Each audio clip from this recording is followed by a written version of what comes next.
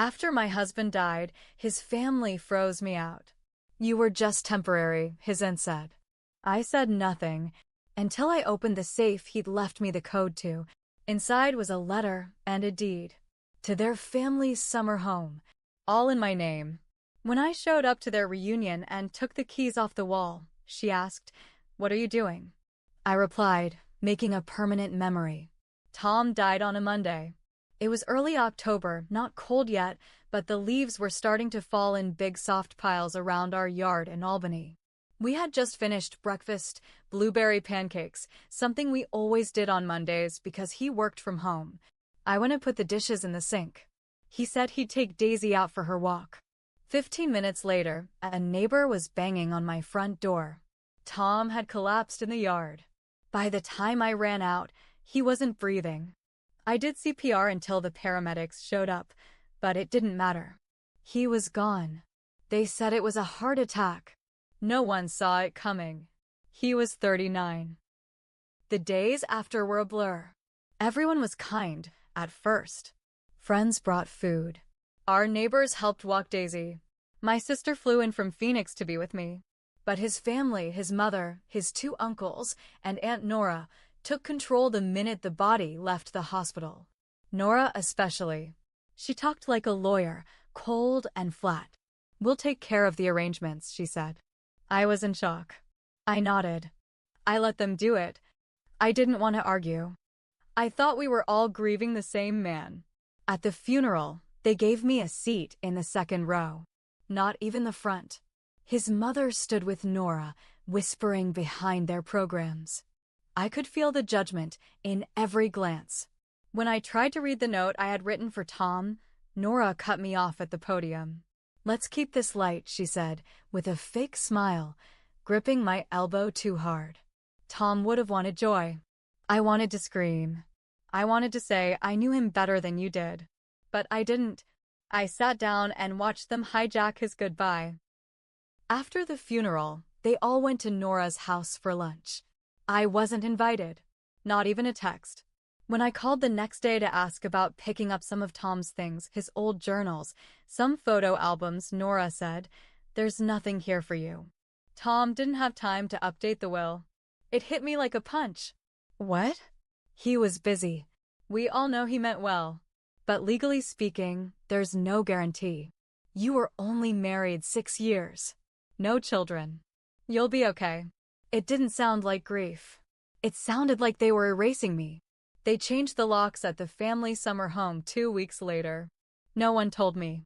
I found out when I tried to book a weekend there, thinking some fresh air might help. Tom and I had spent every summer there. It was where he proposed. When I called to ask why my key wasn't working, Nora said, "That place belongs to the family. You had your time there. Let it go." I was stunned. I asked her, "Why are you treating me like a stranger?" She sighed, like I was a child who didn't get it. "Because, sweetie, you were just temporary." Those words burned. But I said nothing. Not then. Weeks passed. No one called. No one checked on me. They took down the wedding photos from their Facebook pages. Pretended I didn't exist. I started to believe it. Maybe they were right. Maybe I was temporary. Just a footnote in their perfect family tree. Then, one night, I was cleaning out the closet and saw the safe. It was this old metal thing in the back corner.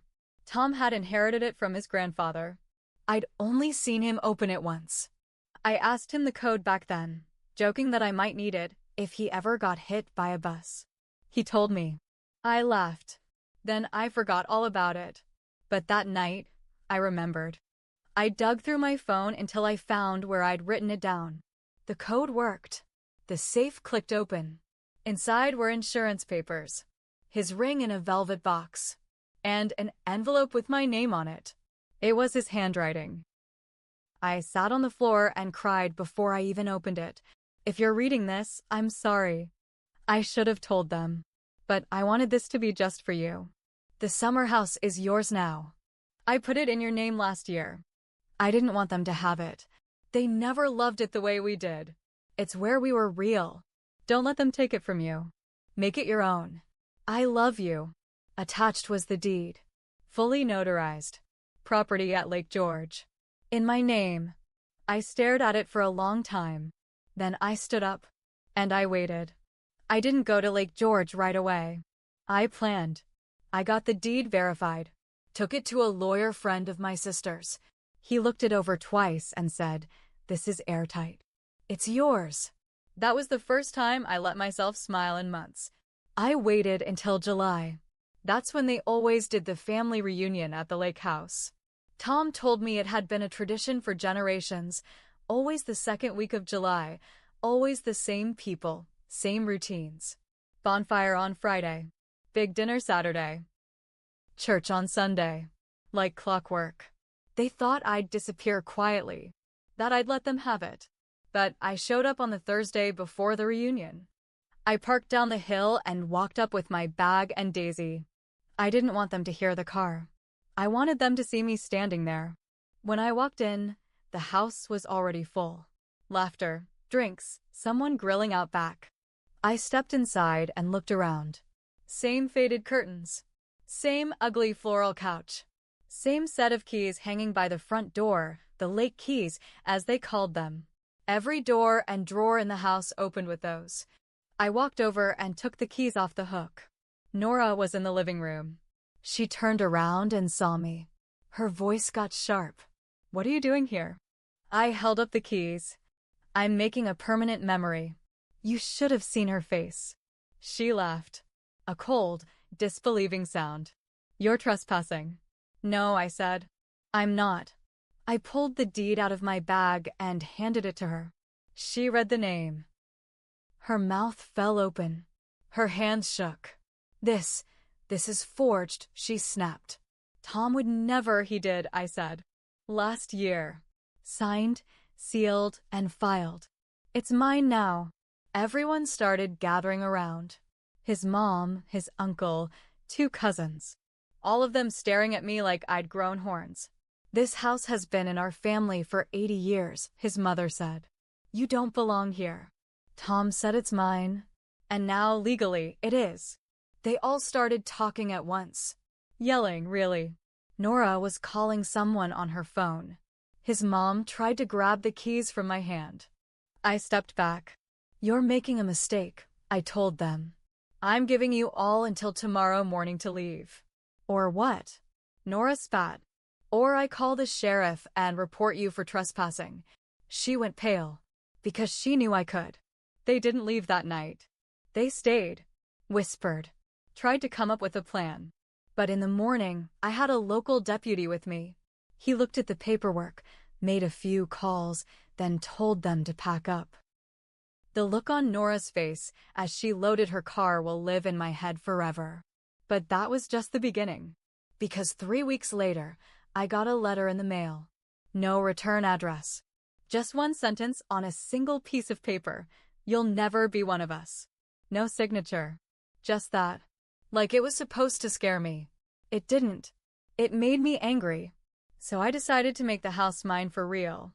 I tore down their old photos. Donated their furniture. I painted the walls, changed the locks, planted a new garden. I made it look like us, me and Tom. I even framed our wedding photo and hung it over the fireplace. But that wasn't the end. One night, I came back from a trip into town and found the back window shattered. Nothing was stolen. But someone had been inside. Someone had gone through my things. They left a note. Same handwriting. "This was never yours." This time, I didn't call the cops. I called a friend who used to do private security. He set up cameras. Motion sensors. I was done being passive. That's when I caught them. 3 weeks later, Nora's son showed up around midnight. I watched from the upstairs window as he tried to get in through the back door. I called the sheriff. He was arrested on the spot.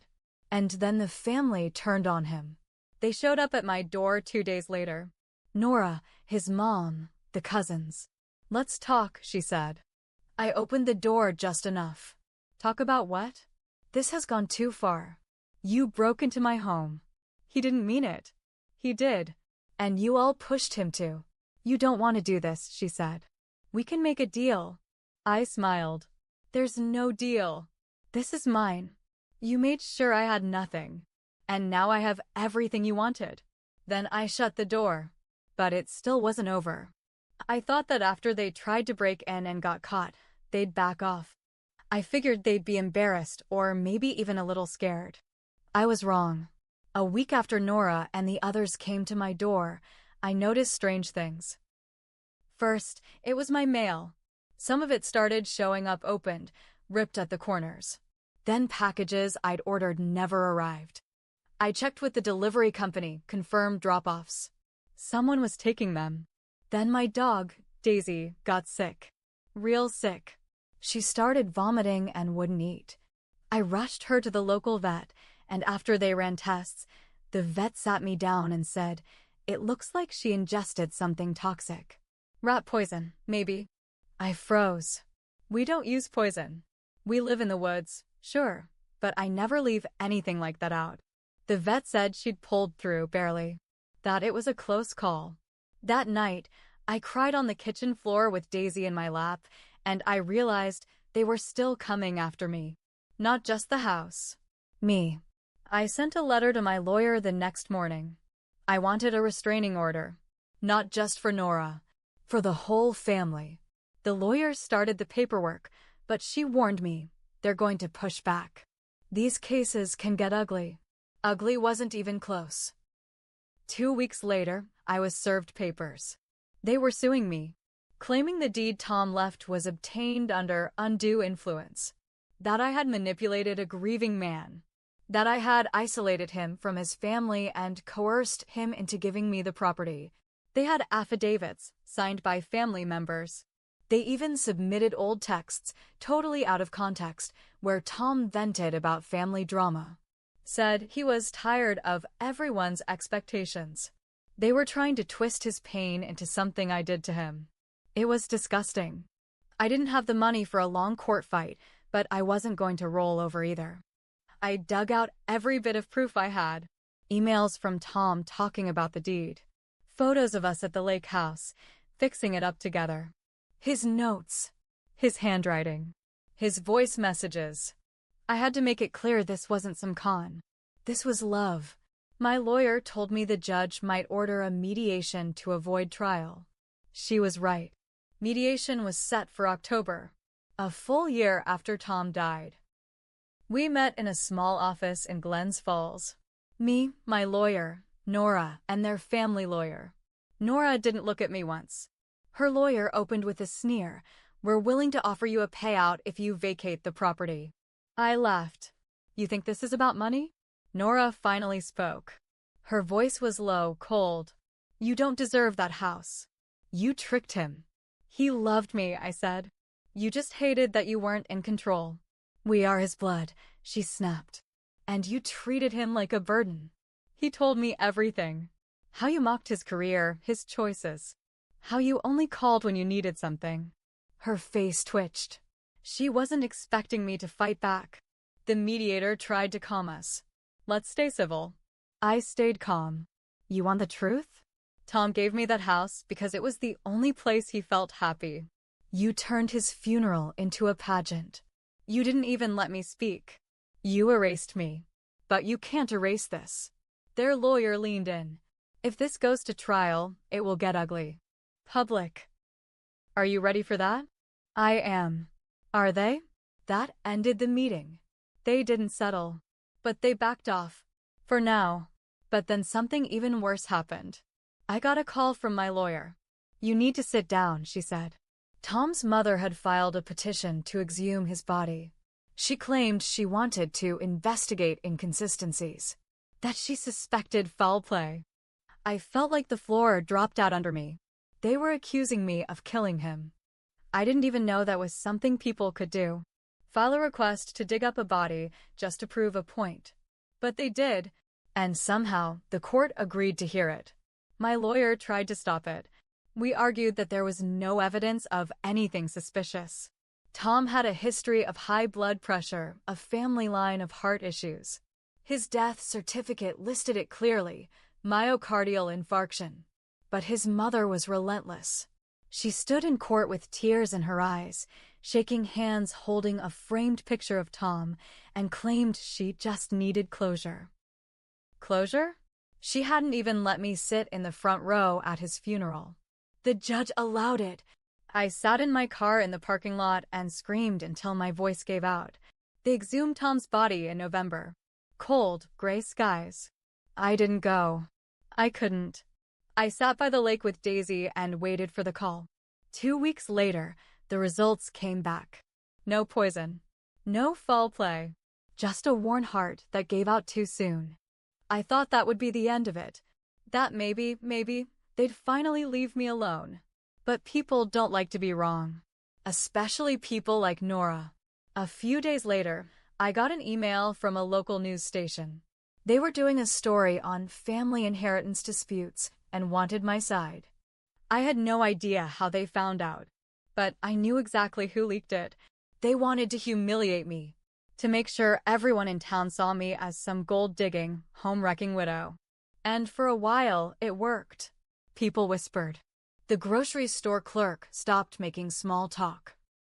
The woman who used to sell me candles at the farmer's market pretended not to recognize me. It broke me down. One night, I packed a bag. I told Daisy we were leaving. I couldn't take it anymore. But when I went to grab the keys, I saw the photo. It was the one Tom took of us on the dock. The sunset behind us.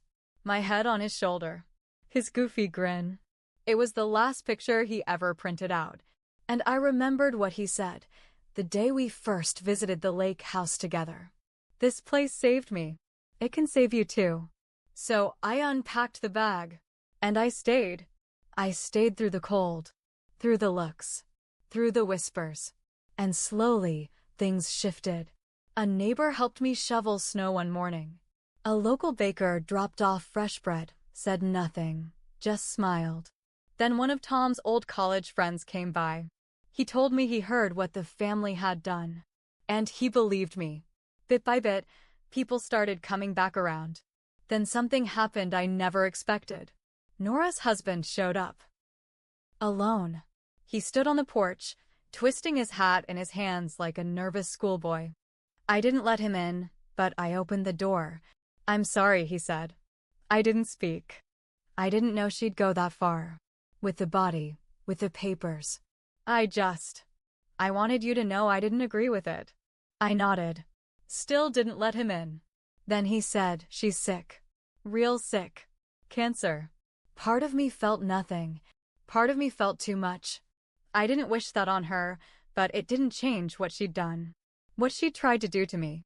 She asked to see you, he added. Wants to talk. No, I said. She had every chance. He left quietly. I never saw her again. She died the next spring. They didn't invite me to the service. Of course not. But a few weeks later, I got a letter in the mail. From her. It was short. I was wrong. He loved you.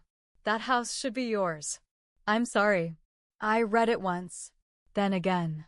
Then I burned it in the fireplace. I didn't need her forgiveness. But I still kept the ashes. I stayed in the house. I kept it up. I rented the guest room to traveling writers, artists, people passing through. And one summer night, years later, I met someone. A quiet man with kind eyes and a crooked smile. We sat on the dock one evening. I told him the whole story. Every broken piece of it. He didn't say much. Just reached for my hand and held it. I'm glad you stayed, he said. And so was I. Not because I won. Not because I got revenge. But because they tried to erase me. And I wouldn't let them.